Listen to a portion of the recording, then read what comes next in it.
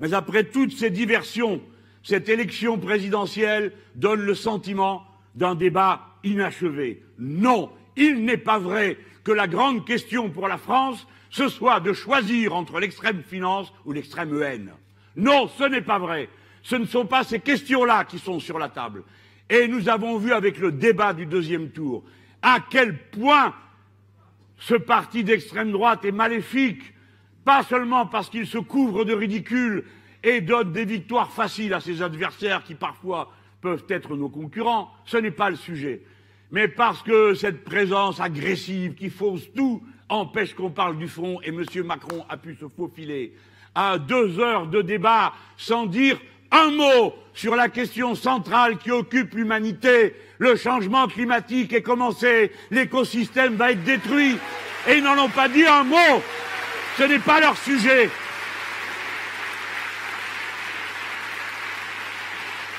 Et pourtant, la responsabilité de la France dans cette situation est considérable, compte tenu de son degré de développement des sciences et des techniques qu'elle est capable de mettre en œuvre pour répondre à cette situation. Le Pen est décidément l'argument de confort des libéraux. Et on comprend bien qu'ils ont tout fait pour qu'à la fin, vous ayez à choisir d'avaler la coupe amère sous la trouille de vous faire tirer une balle dans la tête.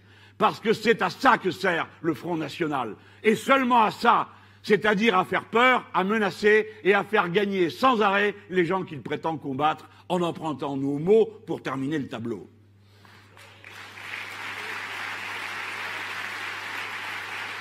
Alors, il y avait d'autres débats qu'ils n'ont pas eus, je vous en fais grâce. Pas un mot sur les institutions, alors même que le pays est subclaquant dans une démocratie totalement vermoulue. Ça tombe bien, ils en sont partisans tous les deux partisans de la Ve République, tous les deux partisans du 49-3, tous les deux partisans des ordonnances, bref, de tous ces outils de la monarchie présidentielle et du droit pour une personne de décider absolument pour toutes les autres.